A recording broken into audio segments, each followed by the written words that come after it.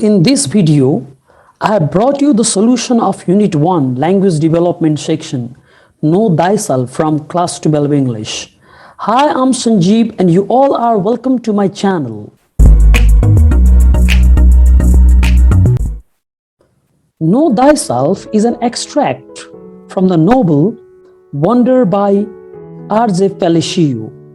This novel is the story of a 10-year-old boy named August, also called Aggie. Aggie has a facial deformity, so he looks quite terrible. When he joins the school, he is bullied by other schoolboys. Because of his different look, he has no friends and he is lonely at school. This very extract, prescribed in our book, describes Aggie's first day at school in the English class. His English teacher, Mr. Brown, asks the student, what is the most important thing? In response to this very question, the students offer different replies.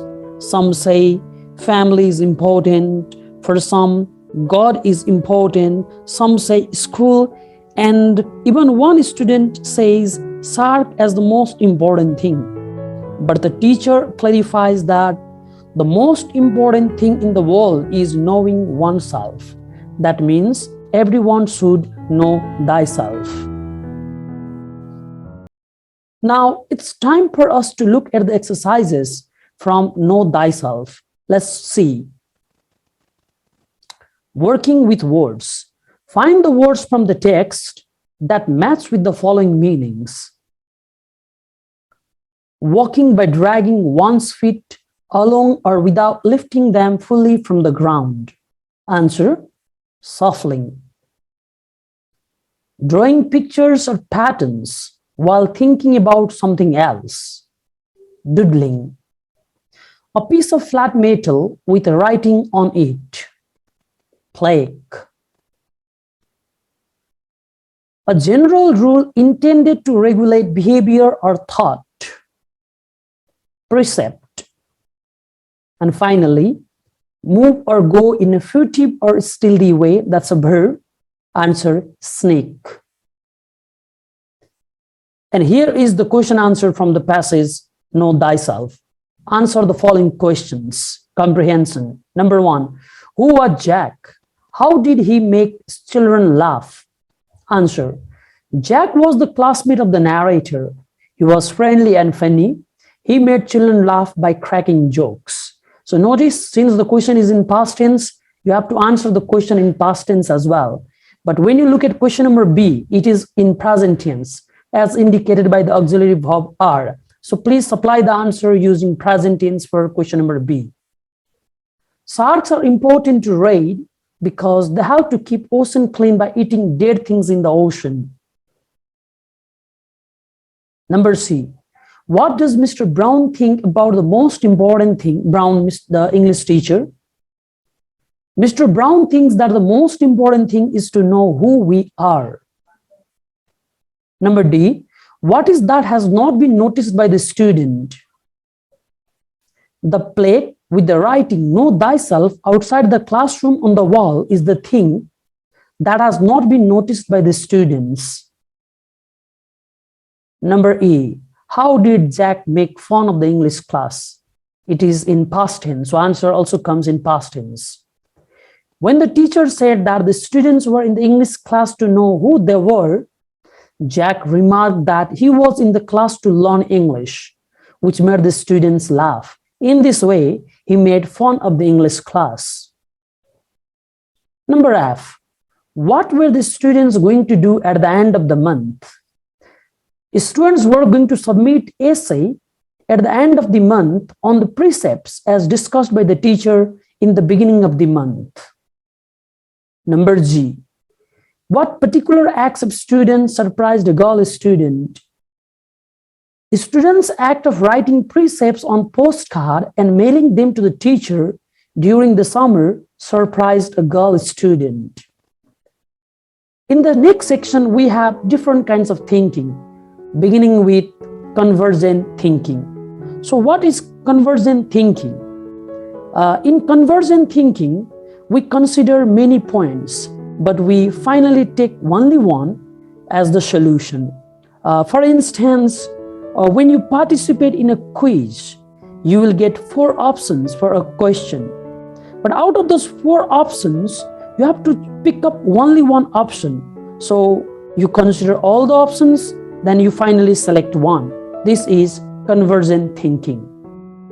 So, convergent thinking is the process of finding a single best solution to a problem. In convergent thinking, we analyze the multiple solutions to the problem, but finally pick only one solution based on logical reasoning, as one answer can be 100% correct. Convergent thinking examples include multiple choice tests, spelling tests, math quizzes, and standardized tests. Next kind of thinking is divergent thinking. Divergent thinking is the process of finding possible solution to a problem. Unlike convergent thinking, we don't stick to a solution in divergent thinking, but we consider many options. When we use divergent thinking, we search for options instead of just choosing among predetermined options. Convergent thinking relies heavily on logic and less on creativity, while divergent thinking emphasizes creativity. Divergent thinking works best in problems that are open-ended and allow for creativity. So, for instance, if you have to write an essay on about the ways how to eliminate poverty, so poverty is an issue, right? It's a problem. But when you consider the different ways by which you can solve poverty, so that is divergent thinking. So in convergent thinking, we take multiple issues, but we finally take only one option, whereas in divergent thinking, we take one issue and consider multiple aspects related to it, multiple issues related to that. Third kind of thinking we have, that is critical thinking. And it is the thinking that we use in our day-to-day life, Sometimes when you go for shopping and you buy the things, your critical thinking is in progress. When you go to groceries and when you buy the things from the grocery store, you buy it from there because in comparison to other grocery stores, price might be even cheaper, the quality can be even good or better.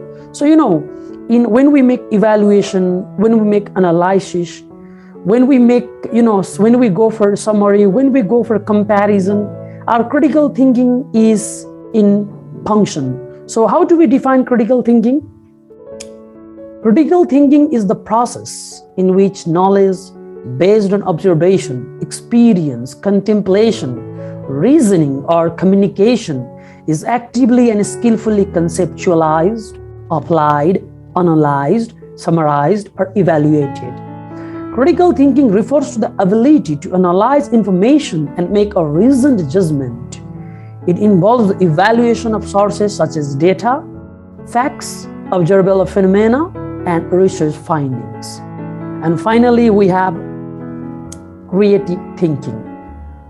So in creative thinking, we look at the things in a new way, or let's say from various perspectives. We have got the experience of listening to the children who look at the sky, who look at the cloud, the image of the cloud in the sky, and they find dragon there. They find the image of housefly there.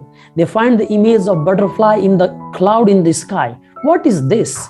This is what we call creative thinking. Writer writes stories. Writer writes poem. What is this? They come up with something new, innovative. This is what we call creative thinking. Theorists, they come up with their own idea. This is again what we call creative thinking. It is Karl Marx who comes up with his own creative thinking, and that is what we call Marxism. It is Sigmund Freud, and we call his idea psychoanalysis. So creative thinking is something producing new, thinking outside the box.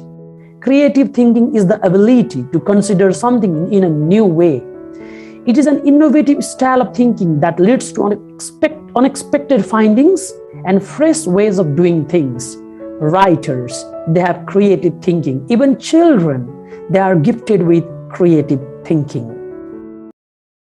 It brings us to the end of today's video. You can access all these notes that we saw in this video of visiting my website, sanjeevniraula.com. I hope you not only enjoyed watching this video, you equally understood it. Thanks for watching. See you in the next video.